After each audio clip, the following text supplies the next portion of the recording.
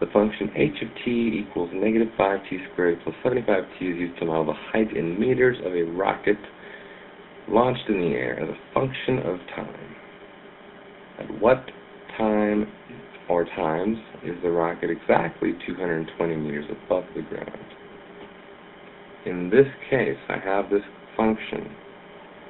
I don't want to do much with this function by hand, so I'm going to jump straight to my graphing calculator, and y equals, put the function in. I have to adjust my window a little bit.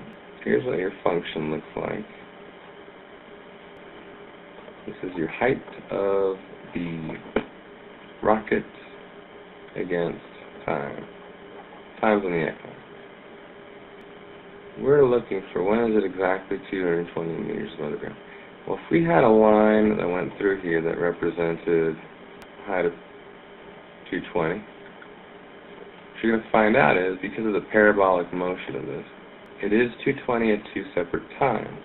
Those times being, when is this function equal to 220? When time equals 4.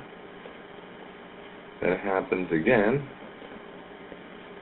when time equals 11. The trick answer is A. They want you to look at 4 and move on. See, you could see this in the table as well. If you look at the table of x and y values given this function, you find out that at time 4, your height is going to be exactly 220, or at time 11. That's these two.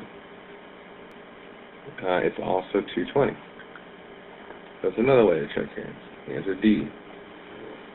Don't get fooled. 2. Another vertical motion word problem. A rocket is fired in the air from the ground. It reaches a maximum height of 320 after 8 seconds pass. It lands back on the ground after 16 seconds. So which of the following functions could be used to model the rocket's height in terms of x? So here's what we need. Let me draw a sketch and get some points. What does this tell me? A rocket is fired into the air from the ground. From the ground, again, I'm looking at a time versus height graph. So 0 seconds, it's 0 meters from the ground.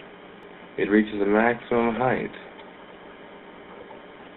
after 8 seconds, when time is 8.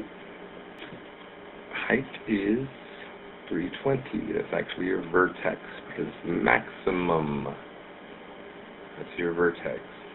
It comes back and hits the ground after 16 seconds.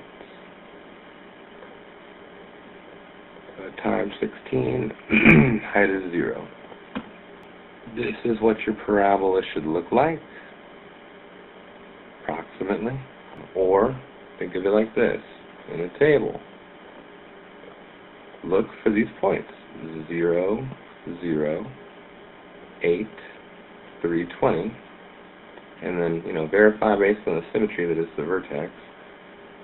And at time 16, it's a 0 again. There's only one function here that has those attributes. If you test them all out, you end up getting the correct answer, which is D, negative 5x squared plus 80x.